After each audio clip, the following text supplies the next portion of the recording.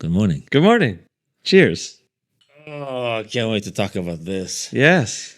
One of my favorite things and my favorite conversations is music, creativity, combine them together. This is what we have today. I love it. I love it. So, Justin, right? Want to give us a little intro about your company first of all, because that's the interesting part. Super. Yeah. So I have a program called the Soulful Songwriters Collective, and it's a mindset and soulful based program for songwriters to develop their craft. Which reminds me. Yes. I saw that book. Yes. Yes. Another guest gave this to me, The Creative Act, A Way of Being by Rick Rubin. Yes. And that book, its contents and what he's saying, I'm so glad that it came around when it did. It's an approach that a lot of creatives live by and feel, and he just articulated it for everyone, which was so great and confirmed, like, yeah, that's the way, that's how we roll. Yeah. So I haven't read it, but just the bits I've heard him speak, right. I'm like, yep, I dip my toes in that same river, sir. Yeah. You think it's still people still use it today? Which this book? No, that the whole feeling, being in the zone and being in the right zone for what you're trying to achieve. Sometimes you don't even know what you want to achieve per se, and you just want to be, some like the questions I get asked is like, how do you? I mean, when people ask you, how do you write a song? Yeah. What do they really mean? What are they actually asking you? For me, when someone asks me how to write a song, if they're a songwriter, they're essentially asking me, how do I get unblocked? How do I let myself be free? Because that's what I help creatives do. And I feel like we always ask the question that we sense, that we need help on. People that don't write songs are fascinated by music. They love music. And so when they ask, like, how do you do that? It's almost like, how do you do that magic trick? Like how do you think of those things? Or how do you like pull all that together? Right. And it's simply because the process, they've never seen it, or when they have, it happens so quickly and smoothly and effortlessly, they can't see what's going on. The choice making, the sorting, the listening, the intuition, the associations, the iterating, the generating, all this stuff that's firing off in an instant. And the mind is going, oh, best option, put this forward, right? It's a process of interfacing with consciousness. Yes. Putting out a question, listening and feeling for what comes back, allowing it to come through and move through you, and even to suspend your doubt. I mean, that's the biggest thing. What about the concept? This is what I've kind of dealt with. Okay, when it's there's a level of I don't know what to call it. Cool, like how do you get to that place where I know plenty of songwriters who can honestly admit that they're not exactly the coolest writers. They might write creative poetry or creative way of putting a song together, and they understand songwriting, but their approach is a personality approach. So whatever your personality and character is, it will shine into the song. Mm-hmm. Yes, music is the sound of who we are. Right. And it's also the sound of who we're trying to be. Because we learn that way, and we embody these different characters and archetypes. There's artists that in their artist career and on stage, they're a whole persona. But off the stage, they don't keep living that, right? And then there's the ones that seek congruence. I want to be who I am, who I'm seen as, who I'm happy with. Right. And then there's others who create a persona and it becomes so dominant that it destroys and diminishes, overshadows any sense of self other than that, right? And it's definitely easier to be what is most flowy for you, right? I think that's the way, and that's what I teach artists is like, because I've been playing since I was 5, started performing when I was 11, started recording myself, recording friends, and then everyone was seeking me out for that. I just happened to be in my town I grew up in, like the best guitarist, you know. I started early and had a proclivity for it for various reasons. And so as I recorded a bunch and worked with other artists, I noticed in the process all these things that seem to happen every time. Here's my idea, I'm excited about it, but I have my doubts, right? And the doubts are obstacles to expression or to completion or to making choices, and that's creativity is just choice making. Sometimes we just let them flow through us and it feels natural and those choices are the smoothest. But sometimes we get to an impasse and we have to go, well, is this cool? Am I doing this to be cool? What's the hip thing? Well, what's the authentic thing? Well, what's the freaking just raw, honest thing? And looking at the song and going, it wants to be this. Oh, but I really want to be clever. I really want to be freaking cool. I want to be witty. I want to be hip. It's funny to say that. Right? And that's a thing in the process for songwriters is sorting through the impressions that the world has put upon them and the cravings of their own soul and heart and ego, and just sorting through all that to get to what is the most resonant, authentic, real thing for you. If you haven't accessed that part of you and written from that place, then the most potent material is waiting for you. And that's what resonates most with audiences. That's what's most compelling, is something that feels like so authentic and so honest, because we're constantly navigating that in our own experience, how just to let ourselves be. So when we encounter someone expressing that in a way so fully, we're like, oh, yes, I want that, right? And so there's stuff to sort through there.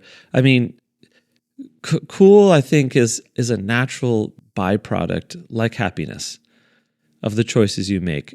If you set out to be cool, it's not cool, right? But cool is confident, uniquely you, comfortable. But where is that part is actually you? That's what I'm trying to figure out. Because if you take the eras, for example, take the Rat Pack, okay? You know, right? It's very, nobody sings like that today. That's what I'm trying to say. So how much of it is your personality, really your you, and how much of it is just the times? Does that make sense? So I'm like, how much of it really is you, attaching yourself to the higher source and just letting it flow? And how much of it is just, the era, your environment, what you listen to, your age?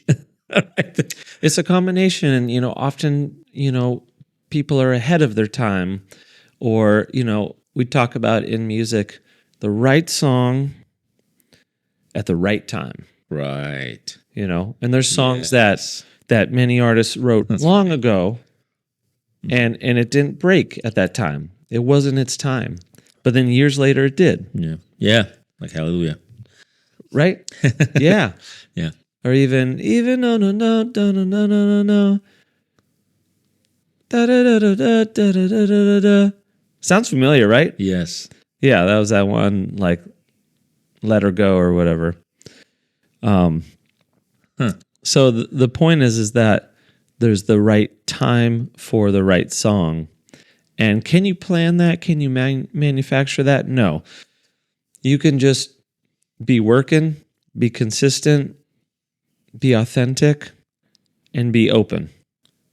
And then so what are there's obviously different tiers of what people want to achieve. Some people just want to write a song for fun.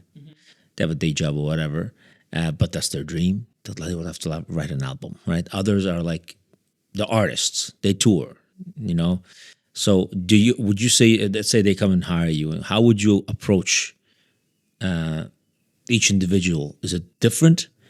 Yeah. And say, you know what, these are the lists. Can you fill in this application what you're looking for? Yeah, definitely. It's like, and so I always ask in all my questionnaires or any conversation, like, what is your big dream? Like, what's the thing that you most want? Like, if anything could happen, if money was not an obstacle, if you could get the right mentorship and guidance to build the right skill set and support you, and align you with opportunities, and it could all happen, what would that be and what would that look like? The artist most wants freedom. That's like the number one craving of the artist, the creative, self-expressive, imaginative being or archetype. The number one thing they want is freedom. Freedom to express, say whatever they want, not be held back. So if there's any sort of limitation or bondage, you could say, oh, well, I want to do this, but I really want to do this. Well, now there's a tension because you think you can't do that, right? You think that's not possible. And so you just have it's not possible thinking. And so you're going to aim for this thing. Well, what is this thing going to be like if you have that's not possible and I can't have that big thing? What is this going to be like? Music is the sound of who we are. All right, no, we may not go straight for that big thing, but if I know where we're headed, then I can best align and guide the steps from here to there, because so many times artists are like, well, I think I need more music theory, and I think I need to learn to play guitar riffs, and I think I need this and that. And there's all these things that we think we need. But when it comes down to, the book, the one thing, it's about focus in entrepreneurship. It's the same in creativity. At some point, we have to do deep focus. We have to pick one thing and do it deep. All this little shallow doing tons of things, that's a mode, but we're not meant to stay in that mode, and we won't access, we won't have established the free-flowing, healthy channels for deep creativity to rise through when we're in that shallow zone if we haven't just focused. And so, my question would be, what is it that you would most want to do? And the mind usually gives the first thing, and then if you ask again in another way, it's a little different, and then a third time, usually then the real thing comes out. Oh, I'd really like to do this. And an album would help you get closer? Cool, let's do an album. What's that bringing up in your mind? Oh, too many things. I see your wheels turning. Too many things. Because I've had such a long experience in the music industry. It's just too many experiences and things, which is another thing that does come up is the experience. And I'm like, I've trained thousands of artists and A&R, and I'm thinking like, whoa. And like, I could never, it was very difficult for me to get somebody to a place where they lack experience. That's what they want to talk about. And they lack experience. The kid is 18 years old. What did they see? And they want to write like, like, really? Does it happen? Yes, but you can't bank on that. So that's the question. It's like, don't you think that maybe they need a lot of experience? Because maybe it's just for me. I like to really, it's hard to feel something you don't feel. You can, like today, right? Singers, if you notice, there's an obsession with, you go on American Idol and they can hit the high notes and they can do all the rasp tones and wonderful. I feel nothing. To me, that's just you using the tools that somebody else already uses, so you're using them to kind of... It's exhibitionism. Yeah, exactly. And we have that culture. That's what sports is. That's what it is. It's exhibition. Yeah. But it serves a function in society about hierarchy and achievement, because we see someone has the gift and they went for it.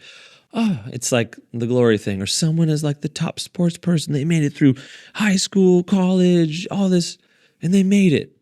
And that's part of, when it's created into media and it's televised, then we get to see this little snapshot of an idea. But yeah, if you don't have the experience brings perspective, and hopefully with that, wisdom. And that's the thing that we most need. And so if an 18-year-old doesn't have a lot of life experience, but they can be guided to tap into what they have experienced and the depths of it, or maybe not even the depths, let's not worry about depth, like just the most real authentic part of it, and then that could be presented in a way that's natural to them, that's going to speak to, anyone who's 18 or around 18 or right after, or who experienced that before in their life, right?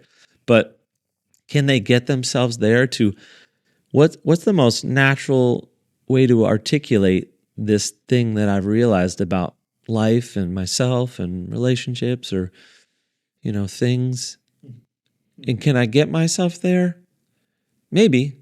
But that's why I think we really need teams around us. As you know, we need other writers, we need mentors, we need people that are helping bring that out. Because to bring it all out of yourself on your own, for some reason, people think that that's what they're supposed to do, and it just doesn't work that way. No, you're right. Right? Sure. You were in the industry. You're right, man. This is, yeah. So one of the top questions probably I get asked anyways is, where do you start? Where do you start? Yeah, it's like, was the music come first, the lyrics come first? Oh, yeah. that what comes first? How would you answer that? A feeling comes first. And I've learned to recognize that feeling, because creativity and songwriting has been all about listening to the feeling I have when someone shares their story or something that happened to them, or the feeling I have, when I'm in my feels, thinking about something. And I remember early on there was a part of me that began to see that I was creatively capitalizing on emotions. And at one point that kind of bothered me, because I was like mid situation feeling something, and a part of me was already starting to write a song. And it's like, no, be present, And I had to work on that part of me, because it was always like, there's a song here, and I was just obsessive about that. So it always started with a feeling, and then the feeling would get birthed into just pure raw music, sounds, rhythms, chords, vocalizing. Sometimes if I let myself go into like a flow state that I had cultivated from just playing a lot of music, playing music for a long time in one sitting, just getting to that place where I'm like, I'm not thinking, I'm just thinking a little bit, I'm letting things come, I'm noticing, but not too much, and then continue. Like, I'd move myself into that state and just flow musically, and usually some kind of words that were relevant and that would be a part of the song would come through. So I let myself just kind of mumble my way through, like top liners, people that just write the melodies, on songs. And that's because for me, it's always music first. Words to me are just meant to confirm for the mind the feeling that we have. They're like little boats, and we send them out over to the other, and they come in, and they have a concept, and that confirms the feeling we're already getting immediately in the music. Do you use formulas? Like if you ask me, Ellie, pop formula, yes, verse, chorus, bridge, da da da da. Right? There's formulas, song structures. Yeah. I mean, do I use formulas? Is like, do I cook with recipes? Yes. Like, no, I improvise bread every time. I make experimental bread. It's like, no, there's like, what do you want to make? And so that's always the thing, is like, what does this song want to be? Not what do you want it to be? There is creating purely what you want. Like, I want a pop song that's epic, and then it goes into this like Bohemian Rhapsody thing, and then it has this like Chapel Roan chorus, and then it has like a Katy Perry verse, and it's like, okay, well, I could try to take all those ingredients and work them together. Right. That's the work of the craftsman of right. skill, and I can do that because I can recognize patterns and extract elements and figure out how to piece them together in congruent ways. Yeah, but I try to really ask the song, like, what do you want to be? Like, not what do I want you to be? I always say that. I always say that. Give justice to the song. Yeah. Even as there's an element of putting your stamp on it, of you coming out. But I always say you have to step away and say, what does the song want to be? 100%. Yeah.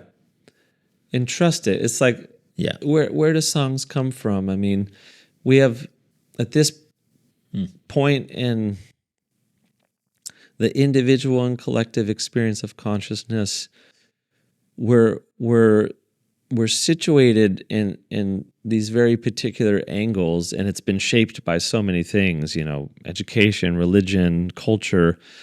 And so it takes some opening up to consider the idea that we're always connected to an infinite field of consciousness. And it's, we could say it's our birthright, but I just think it's purely innate to us. It just comes with it. You want to be in consciousness? Great. You're connected to all consciousness. Now, the mind creates these partitions to help us function in certain ways, which we want to do here. But establishing and nurturing within the possibility, I'm connected to so many resources, so many ideas, like all knowledge, right? And can I open myself up to it? And am I receptive? Am I available? There's resources available. Am I available? Am I available? Yes. Am I the vessel? Am I willing to and ready to? Yeah. And people go, oh, like usually the hang up there is, it just comes at such inconvenient times. Like it wakes me up in the middle of the night, or like I'm busy, or this thing I'm doing seems really important, right? So that's a phase of the relationship with the creative muse or the source of creativity is getting over inconvenience. I want this. Okay, well, here you go. Well, not like that. And that's just a phase. But also, when you mentioned before, you said that, having a group of people around you. Yeah. I completely see the value of that. This is, I guess, for me, would be my challenge as well, for sure, where I don't know necessarily, I think I do, to draw a line or not draw the line, or, On who can be around, or what? No, on the song itself, on the process, on what comes out in the end. You think you see it, you're trying to navigate it because you're not feeling it, but are you really feeling it? What are you really feeling? There's this confusion to some extent, and having, that's why I like the live performance aspect of it. I was actually thinking of writing I started writing an album about a year ago. 6 months into it, I finished it. 12-piece band. I brought them in. We recorded, and then I took it to the next stage. I brought it to the studio after we wrote it, and brought in top musicians from San Diego to play it. It was okay. It didn't come out the way I want. Now, and people ask me, why aren't you releasing it? Because I don't think it's there. I can hear what's not there. My initial thought was, before I even approached this project, was take 12-piece band and write the whole project live in the studio with them. And I didn't do that. And because it was too expensive, because of whatever. Right? Yeah. But that was the ideal scenario. I'm like, there's no way I'll capture the live energy unless I see what it's going to sound like right there and then.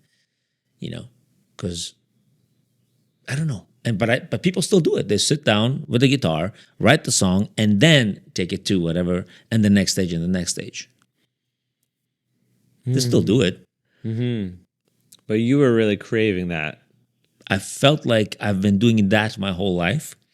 Doing it that way. In the studio. Just kind of live? No. Oh, I wish it was live. Way. Okay. That's the thing. Gotcha. I've had, hundreds of thousands of DJs around the world sending me beats, and I was like, okay, I'll structure them and make songs out of them and vocals and all this kind of stuff. Great. I've had great success in that, and that's how I used to write songs. But I'm like, there's something missing.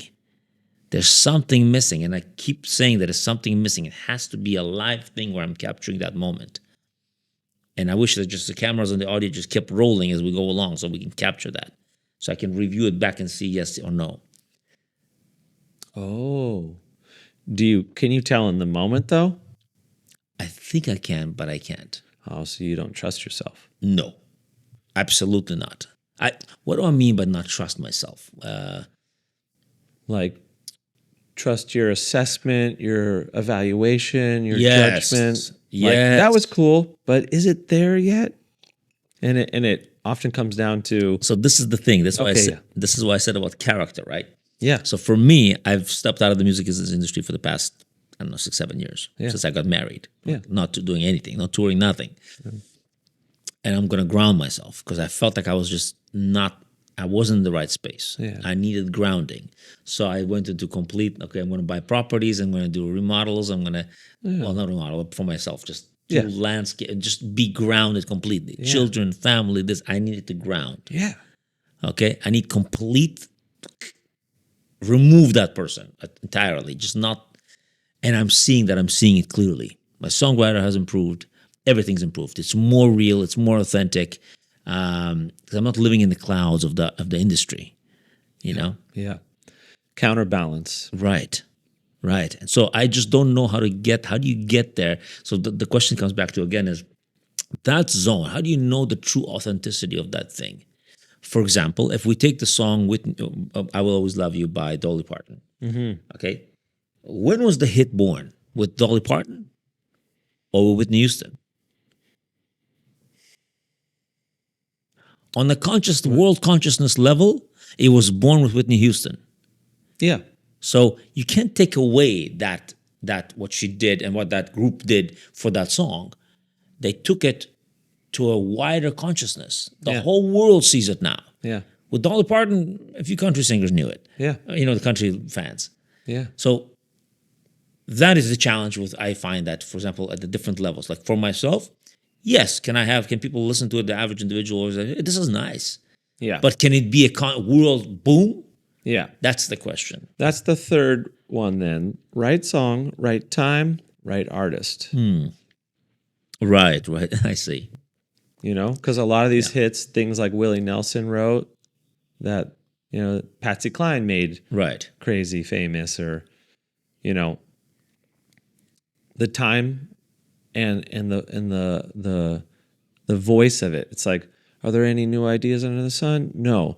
But for some reason, when a certain person says it in a certain way at a certain time, we all go, yes. And Exactly. that feeling that's written into that song, the pure just amplitude of embodiment and conviction that Whitney did it with, that was when the message clicked with the messenger. And we were like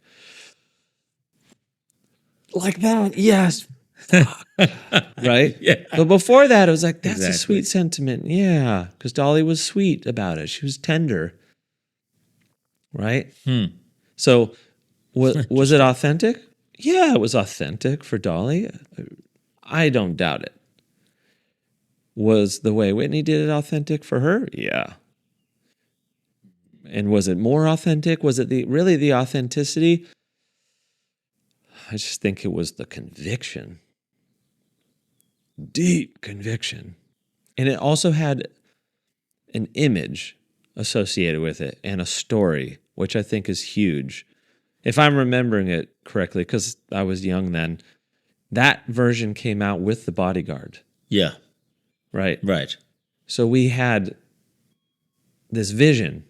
We had this story, this visual story. We had this thing behind Absolutely. all of that emotion, and it sold us on it. Could we have just Yes. heard that version and been like, fuck yeah? Yeah, for sure. But the story, the visual story, the movie propels it. Hence, where we're at today in promoting music is it has to be video. It has to be visual. It has to be, because, what is it? 85% of all content is consumed in video. I mean, that was like a few years ago. It's probably like 92% now. The number one place to search for new music, to search for music and to find new music is still YouTube with the visual component. So where we crave that and when we have that, we just, yeah, the buy-in is huge. So Yeah. why does that make you Yeah. laugh? So no. Again, this is a. I don't want to say I'm biased, but I'm full of information in my head of experience that I just don't know which to grab first. But Cool. because also I'm also who am I presenting it to, right? Who are the listeners? And I'm like, there's so many people who are, I don't want to say struggling with songwriting, but they want to write a song. They want to write an album, whether it's like I said, a 9 to 5, individual, or who is an artist, or everything in between. And so I want to come back to this question: how do you personally direct how much of the planning initially and understanding that person do you put in before you tell them, okay, let's start, go there or go here or whatever? I try to first really perceive their situation as clearly as I can, where they're at, what their life is like, what they want, and then give them what would help focus them on what would be the best next step. And so sometimes that is a conversation and a process of clearing away all the extra things. Why aren't they moving forward? Well, because they're overwhelmed with too many things and they can't pick one, or they're not going deep enough in one because they're scattered across many. So I have to first figure out how to focus them. And in my mastermind program, it began as a 3-month program, and then it became a 9-month, and then this year's launching as a 6. It's kind of like I've refined it a lot. And what I realized is that people that have a 9 to 5 and don't rely on music for income or financial stability, they have a different sort of approach. They still need a fire under them. It's not, I have to make money, but they need a particular approach. And then people that rely on music fully, like they're full-time musicians, like they're teaching and performing and doing like restaurant gigs. If they're using creative energy to stabilize financially, they often don't have the bandwidth for focusing, diving in, calming down on their own creative thing. And so they need to be stabilized, and often I'm helping them get gigs. Here's a list of places to get gigs. Here's how you find gigs. Here's a good way to pitch. Make sure it includes this. When are you going to do it by? A lot of accountability every week. So you were saying about the So directing them. so figuring out next steps, and also I have to figure out what tension, what healthy tension it needs to be there. And that's usually like accountability. What do you want? What did you say you want? What are you going to do? When are you going to do it by? Right? Just pick 3 things to work on this week, right? Be aware of where you're setting limits on yourself. Creativity, the path is all about openness. And so I give them 4 pillars, and we rotate them through them on a weekly basis throughout a 6-month time period. And these are the 4 modes that I believe we have to have developed. And so whether, you're in the mortgage business and this is just a dream you want to do, or whether, you want to be a full-on, artist, like doing music, these 4 modes are essential. 1, learning to write in the style of. So, how do you write like Adele? How do you write like Bob Dylan? And this is about the ability to perceive, not just emotionally, but technically, what's going on. What's the instrumentation? What's the form and structure? What are the melodies? What's the lyrics like? From what perspective? What depth of metaphors are there? How personal is it? Right? What's the energy of it? We have to be able to move into that part of the mind and really analyze and see, and then extract those elements, and then begin to create with them. So it's like, before you ever like went to med school and you were a kid and you were playing doctor, how did you play? I need to go to med school first. No, you just began playing with what you saw, and you figured it out as you went. And maybe your friend was like, no, that's not what doctors do. And you kind of took note. Or you're like, maybe they do. So when we let ourselves basically write like any artist we admire, or any successful artist, we get to learn those skills and those elements, and it's not about us. So we shouldn't have any inhibitions, because just literally make a song that sounds like you're ripping off Adele. That way you can write in that way. Epic, dark, moody. Okay, second mode is called NFG, or no fucks given. And it's because we have to cultivate the capacity to just let anything through. And so I say, make it cheesy, make it corny, make it terrible, make it whatever, cliche. Let yourself bring through whatever comes to mind.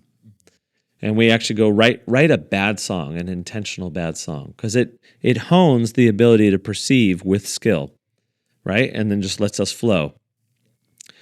Thirdly, collaboration, because our ability to work with others and find complementary skills and work with a team, whether it's just me and one other person, is a huge determinant of our success and the opportunities that we can have. Because, once you look into it, it's like, no, it's such a small percentage of artists that wrote their own song by themselves alone, right? So let's just clarify one more time. Yeah. That you absolutely believe and say that you should not write alone. No, you should. But if you're only writing alone, you could be stuck in your own vacuum, Yes. your own spiral. Right. A big, broad spiral, you won't know that you're spiraling down. You won't know, you're right. You're going in circles, Yes. and life is cyclical, so it's okay, but it might be tightening, right? Yes. And it might be heading somewhere. And so when we write with other people, it refines that spiral so it doesn't go too fast, and we just end up so enclosed on ourselves that we lose perspective on ourselves and others. And is this authentic? Does this resonate? When you write with someone else and something comes through and they go, oh, yes. In the moment, you weren't like, okay, they're going to love this. Ready? Here. You just let it through. And then they gave you that feedback and you got the confirmation of like, oh shit, there might be some things that just flow through me naturally. And I don't see the value of them before they come through or as they come out, yet it's there. I'm connected to it. Okay. It relieves something about us. So I think we need both. We need both. And it's about finding that healthy balance of like, all right, you've been writing alone for a while. I've listened to all your songs. They're too similar and you keep doing the same thing. What if you're dealing, the general population, whoever you're sitting with, aren't necessarily, they're pushing on their own agenda. So there's an issue there. Yeah, because they're like, I like this. Yeah. But you're like, I don't like that. Oh, and in the context of collaboration? Exactly. Not just collaboration in the sense of like tastes. Taste. Right? It's you like country, I like rock, pop, whatever, opera. But there's very few people that I can actually say, you know what, separate themselves from what they like and just focus on what that thing requires, that song, like we said. Yeah. Right? So should you look for that? Should you say, you know what, whoever I'm bringing in, they have to have the ability to step out of their own preferences? Yeah. Our own preferences are really important, and we have to be able to recognize them and why. Why is this important to me? And then cultivate that, make it the best version of those preferences we can. That usually involves some counter development, some development of other parts and perspective. Then we have to practice not being attached to that, because we could surprise ourselves and write some other kind of thing that we didn't expect. And this is a phenomenon I want to highlight, that when you read interviews with great songwriters, you see them speak, their hits, they thought very little of. They weren't trying. Right. It wasn't their precious baby. Right. And you hear this so often, it pretty much confirms it's a consistent phenomenon. And that's why, do I just do one free throw and then I just go to the game and nail it? No. How many does Kobe do? How many did Michael do? Like hundreds and hundreds and hundreds and hundreds. So we have to put in reps, right? But there's this possibility that in that process, something comes through. Like Michael Jackson wrote like 120 songs for Thriller, and then they picked the best 11. What if he only wrote 11 and was like, so songwriters are like, man, I've been like working on songs for a long time. I only have like 15. You're telling me to write 100? I'm like, what if there was a way to flow through, loosen our preferences so that we're not so constricted, and just let music flow through us? Could something come through that's really good and authentic? And I believe the answer is yes. You know? Okay. Did that answer the question? Yeah. Yeah. Of course. So, do I have to see where someone's taste is at? Yeah, I can tell in one song where their taste is at. And then hearing more songs confirms it for me. And then my goal is to go, how can I guide you to make the best version of that taste and those preferences? I find that most people, from my experience,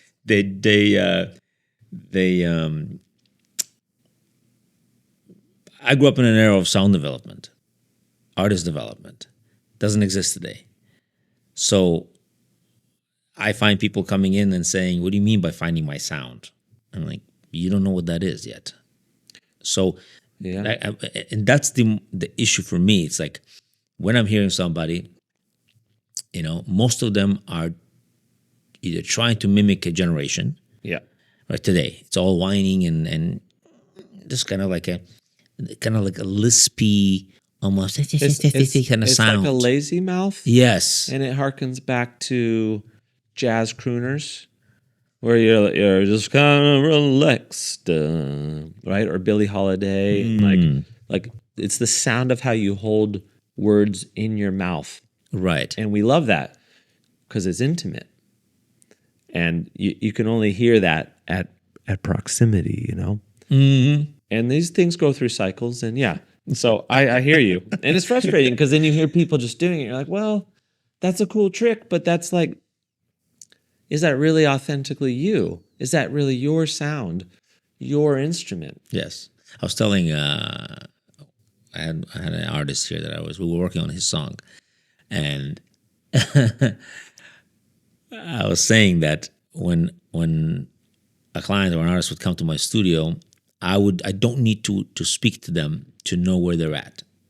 As soon as they start opening their mouth on the song, I know exactly where they're at, and my whole job is literally to bring them into the space that gives justice to the song, which is so much work sometimes. Because I'm like, I'm going to show you what I've recorded, because everything I've done was through recording.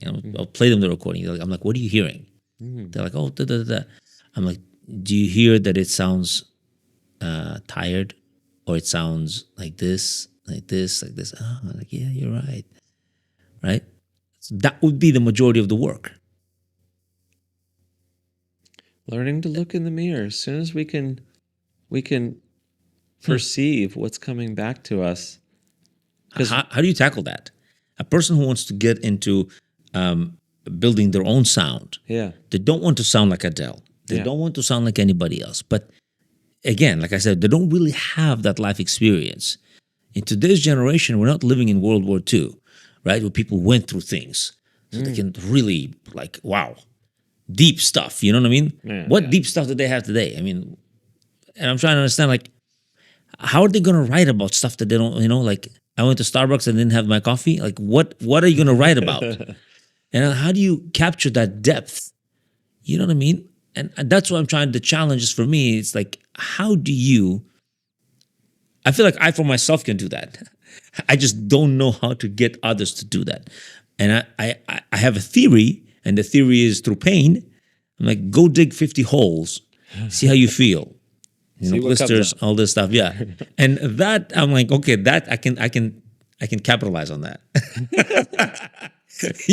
Boot camp for songwriters. Before we write, you're going to move these rocks. Yeah. I believe in embodiment and somatic practices of really getting in touch with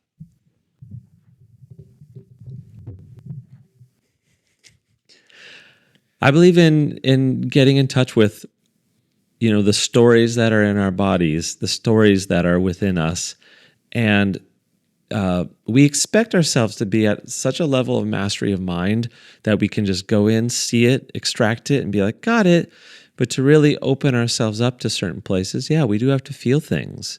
We have to go into emotions, and that's hard work. And so how do you bring an artist into that place? In my journey of producing, it's like, okay, you sang the part, but I didn't feel it, And before all this, mind you, I've built a rapport and a trust that I get where they're at, and I get why they're doing this, and I get what this means to them, and I get what this song is about, where it came from.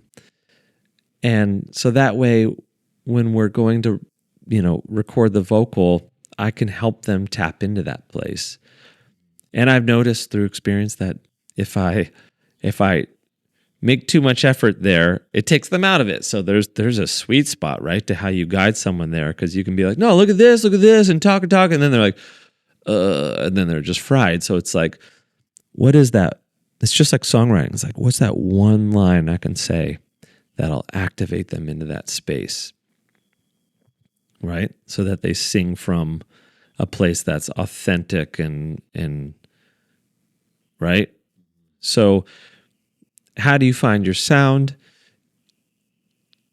Yeah, you have to look in the mirror. You have to be able to perceive yourself. And for me, recording has been a huge mirror, but also the ears of the people I've worked with has been a huge mirror, because I had perceptions of my voice and my ability that I overlaid on it. But other people helped me see parts of my voice, and part of what my voice does naturally, that is its magic. And then I made a choice to focus in on that. Like, I love to sing loud, but my voice is totally different loud. But when I'm like softer, kind of medium, there's like a sparkle there, and that's magic. Now, does that fit in every style? No. It fits best in certain styles, right? So it's all about this gem is gorgeous. We have to find the right setting for it. Is it in a ring? Is it in a necklace? Is it in, with other gems, right? We have to find the right setting for it. Right.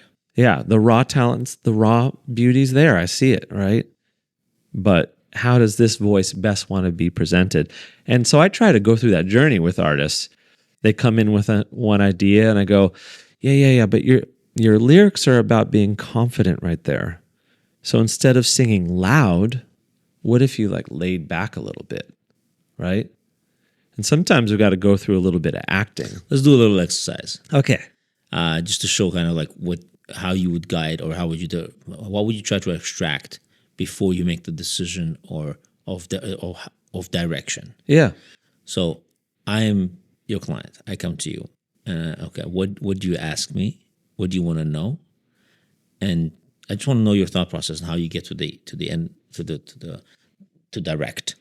Totally. So I'd we'd be sitting down to do some recording. I'd be like, what songs do you have? Like, is there any, like, I'd love to hear kind of like a group of songs you have. And then I'd love to know which one that you think the least of. And I'd like to know the one that you are like most excited about, like the one that you definitely want to record. I want to have a sense of that. And so let's try it right now. Ask me that question. Let's go for it. Okay, cool. Go ahead. So, do you have a lot of songs written? Yes. Okay, cool. And you want to record them? Sure. Yeah. Okay. Not cool. really. I don't even know if they're ready to be recorded. I don't know if they're there yet. Because for me, the process is also. Some people, the song is there from the get go when they play on the guitar. For me, not necessarily. Totally. Like I said, the Dolly Parton versus Whitney Houston. Oh yeah. So that's the thing. It's like, because I also have another problem where I have sing in 7 different languages and in every genre of music. So cool. So what do you do when you're so because most people, when I sit with them, and they ask, and if you ask them this question, they'll be very like, oh, I like rock, or I like hip hop, or I like They'll dabble into other ones, Yeah. genres, but pretty much they're that. I'm not like that. I like 1,000 different styles and every genre and every language, and I don't care. I like it all. I literally love it all. I want to be every one of those artists in different modes, because for me, those are different modes, right? So today I feel like I want to be, a flamenco singer. Tomorrow I want to be, I don't know, Michael Jackson. So, hey, Totally. and that's the challenge. So, Yep. And because of all of your experience and the lenses of experience through which you've experienced, culture and sounds and expression and values and ideas, you have such a rich background. And so naturally, as an artist, someone who takes in the world and then wants to feed it back out, express it back out, reflect it, there's so much in that. And it probably could just come through very naturally. And that'd be cool to find, like, what is that mode or way in which it all just flows naturally? And maybe all of it is in there, but there's three things that are dominant, that are forward. And maybe that's just for this song, and maybe that's just for now. But maybe if you recognize them and their presence and had some peace about the ones that weren't there, like, you don't have to be here. I know you're here. You're a part of me. You're in my blood and my DNA, but, I don't have to put a Raschiato in here. I can just do a strum, but like that energy's in there. Or, oh, you want me to try? Okay, this parts work. It's like, okay, let's try this with that Raschiato thing. And then let's sit back and, maybe listen the next day or in an hour, or we have other ears we trust, and we're going to assess, okay, cool, we fit in the idea. This is a classic thing for artists. I want to fit all my ideas into this thing. It's like, because we feel the allness. That's the other thing. Besides freedom, oneness. The artist feels it all, right? So we want something that represents that. And the challenge with a song is like, it's a story, or it's a piece of a story. It's not the whole story. Maybe an album tells a whole story. So can we let this song be about one thing? And then I use, the elements of design, right? Like, here's 3, right? Yeah. 3 and 4-sided squares up here. There's certain things that just tend to work in consciousness and perception for the ideal presentation of an idea and its function. All right. What if we could sort through all the things that want to be in this one song, but then kind of land on 3 main ones? And if there's the others kind of in there, cool.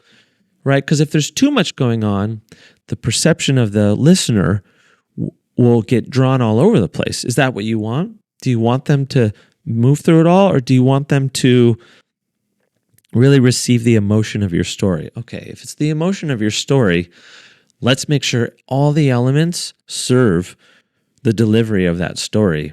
And so we might need to experiment and try a bunch of things. Like, some people are like build one perfect block at a time, and some people are throw it all at the wall and then start pulling things back, right? Like sculpting, right? Or pulling away paint. And we need to see what process gets you in motion, gets things flowing, and then gives you perspective on what's coming out and helps you make decisions about how to shape it into the best thing that it can be.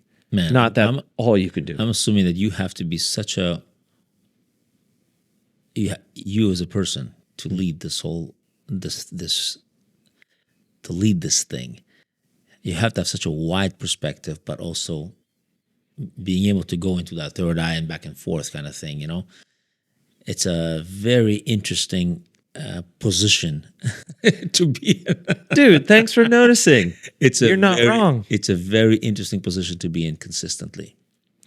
Yes, and it happens to be natural for me. Yeah, and I live there, and it's and I used to be very compartmentalized and segregated and partitioned, and I just reached a point in my life. The journey and the struggle of it's been there all along, but I'd say just in the last 4 to 6 years, I've really gone, oh, all these parts, like, I just want one life. I want it all to be integrated. And so that was just like how, when I was a teenager and I had precognition or premonitions, and I go, holy shit, I knew that was going to happen. And I started to realize that I knew things, I could access a knowing of them, before they happened, or maybe it was as they happened, or maybe the beginning of them happening was beyond sight, but I sensed it. Okay, so I began to be like, I want to close that gap. I want to know in the moment and then be able to act in relation to what I'm perceiving versus like right after I go, oh, I knew it, right? So that desire closed that gap until I could read a moment and trust myself with what came through. And that was forged, when does the tongue have the green light or the red light? That was forged through a spiritual practice, being in spiritual community, naturally finding myself listening with others and listening deep into their existential dread and crisis, and just learning to, I had the concept of, you don't have to say a bunch. In fact, if you say too much, you fuck with the process. There's this possibility that you just listen, and the way in which you're listening gives them the space to draw it out of themselves. And you only need to speak when you feel it's right to. You don't need to be anxious and say a bunch of shit to try to be supportive or whatever. So cultivated this capacity to listen, but that wound up being woven with creativity because it's very similar, right? And so then it got confirmed all over these experiences with people, and I love a lot of music too, and I love listening and healing and people like drawing out this depth of who they are. That's the whole. You touched on a very powerful nerve here. Yeah, very powerful thing. The string you touched on is which I've noticed exactly that. The most people that I trained, that I coached, where I worked with, whatever industry they were, that doesn't matter what they did. It was more, I realized it was more a, what's the word for it? It's like, I don't want to say like when you go to a therapy session, but that's what it felt like for them. I noticed that. And I'm like, like their process. No, literally therapy, mental therapy, that the recording and working through the recordings was like mental therapy. Exactly. That's exactly what it is. Exactly. But the funny part is, you clearly figured that out early on, and you're like, this is my focus. I didn't think of it that way. I'm like, my thing was like, I can make anybody a superstar, and that's why. But in the process, I realized what you're doing. That's what actually is happening. Is yes, they like to be superstars, but not what's the reason? Because they want to work on themselves and become this. I don't know what to call it. Centered, relaxed. I don't know what to call it. Yes, sure. All of that. Yeah. Because that's also what we like about artists. When we look at them, we're like, oh, I want to be like them. They embody something. Yeah. So they're rock stars in the realm of beingness, Yes. And we're like, wow, you're so connected to life and yourself and wisdom and expression. You just like experience something and then let it through like that. Oh, that's nice. Right. Yeah. So we're talking off camera about the process, and you mentioned about like what Rick Rubin does, and people asking him, "What do you actually do?" Yeah. So can you elaborate on that? What I actually do? Yeah, totally. I found that in the journey of being an artist, it often begins with something that we experience and admire. I love asking, artists about their origin event. They're like, where did it all start for you? And usually there's some moment where, they heard a song on the radio, or they put on records, they discovered the record player, or, they saw someone sing and it just struck them, and then they were fascinated, and then they just became obsessed and were just drawn into that world. And so, understanding what drew you in is important. Now, how do you see yourself? Who do you see yourself to be? What do you see about yourself? Because the hardest thing for artists, I believe, is to see themselves clearly. You may know things about yourself, but you may, for some reason, think that this one thing is the most important thing, or this must be what everyone loves. So this is the most special thing, or I should just keep doing this, right? Or even through, residual phases of our admiration of our other artists, we go, oh, I wanna be like this. My music needs to have this. My music needs to have this thing. And we kind of get attached to that. So my job and my passion is something I call almost like Dharma mirroring. It's like, what is your unique path? That's your Dharma. And then, so how can I be with you, listen to you,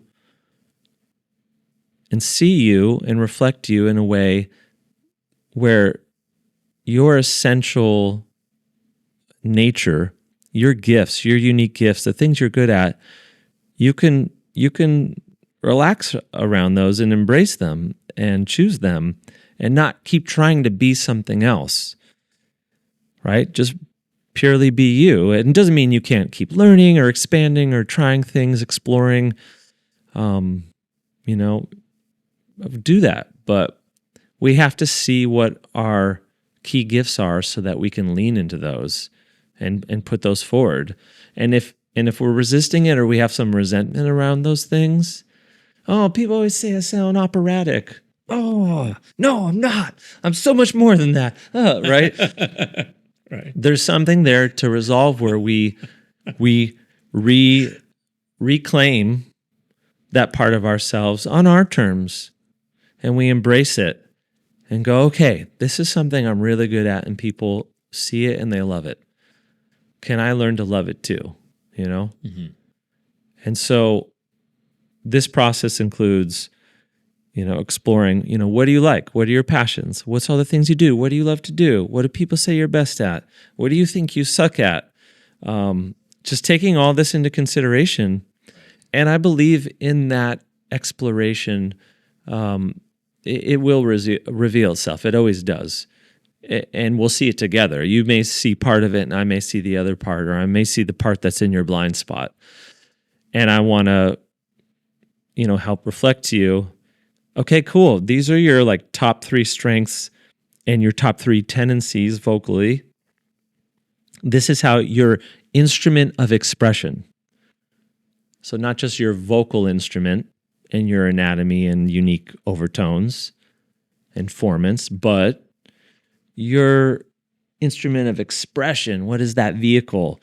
Oh, it's emotions that just soar. Oh, it's really fast, intricate rhythms, Oh, it's the contrast of this and that. It's irony or it's juxtaposition. It's, what is that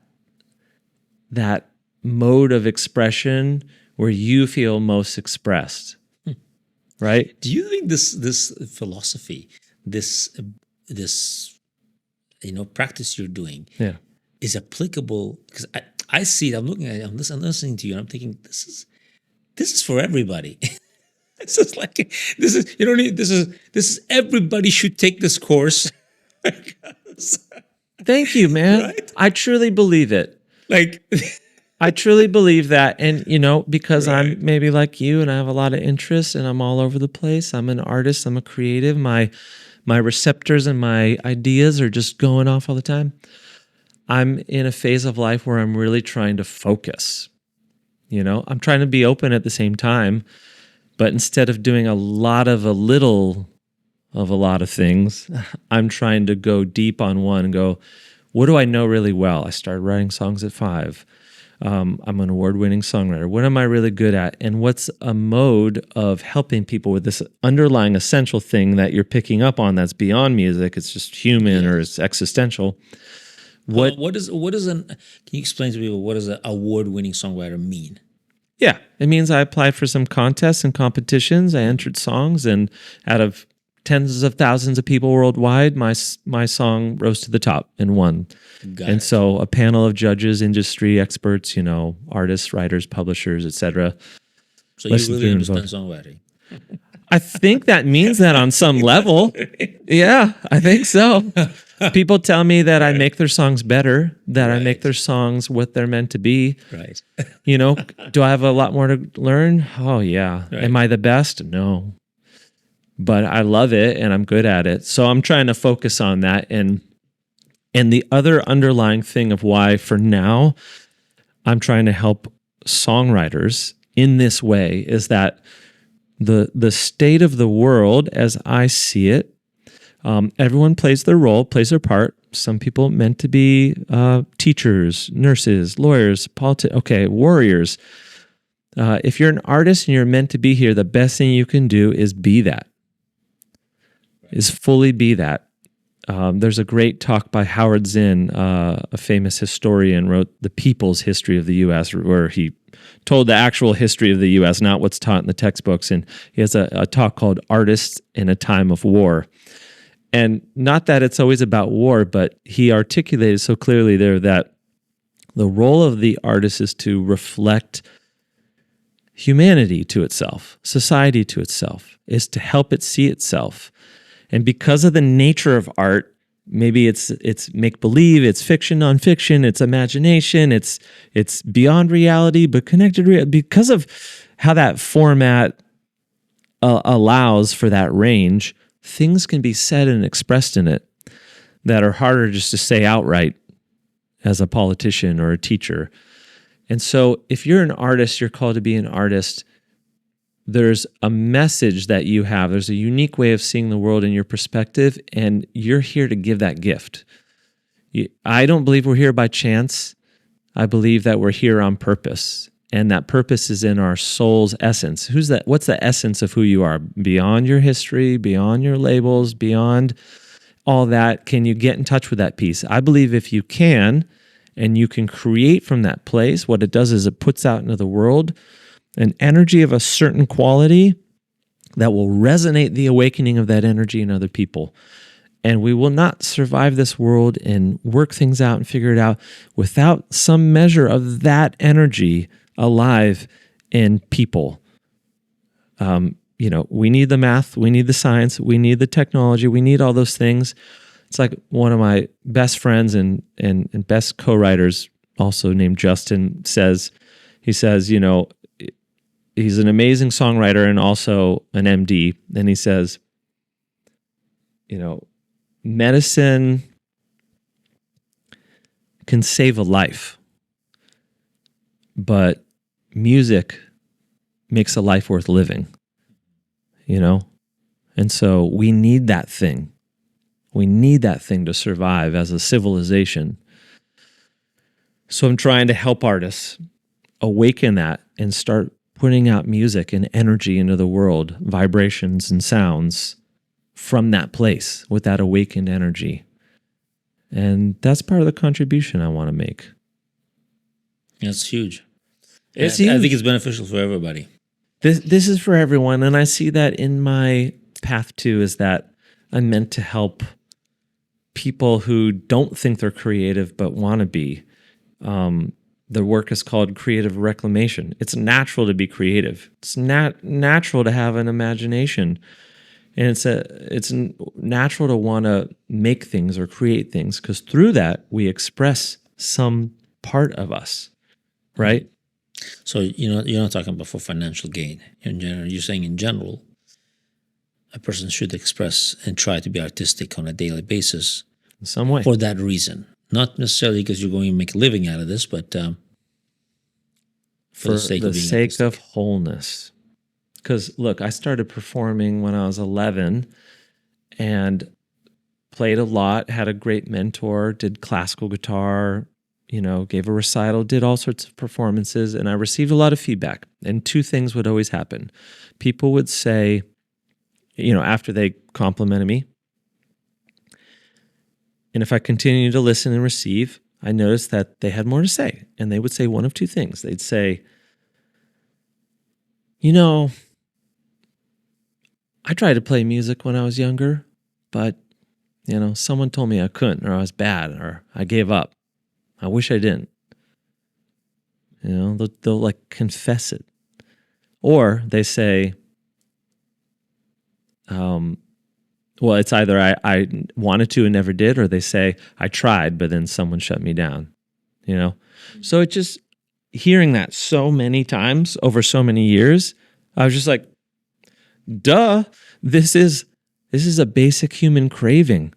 This is something that people want. They just think they're not it. They think they can't do it. And that's bullshit.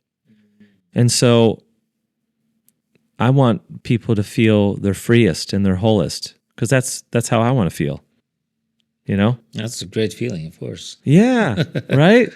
And so, you know, this work is for everyone. And I'll see, you know, what that's called or how it looks, but there's things that get expressed through art that don't get expressed through just spoken language or conceptual ideas. There's something that gets expressed beyond words. It's experiential, it's somatic, it's, you know, it's pre and post conception. And that's a part of being alive. Yeah, I think there's a lot of things that we could definitely, I still have questions for, because I think that, you know, like AI, Yeah. you know, people sending me songs now that they're, look at me, I created a song with AI. It sounds amazing. You know, I can tell, but I think average people will never be able to tell that it's not real person written it. It's phenomenal.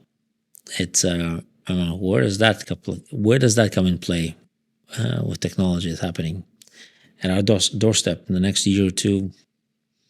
I don't know. So I think this is a meaningful conversation for today.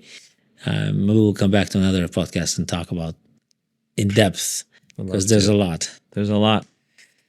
Thank you so much. Awesome. Thank you. Appreciate it.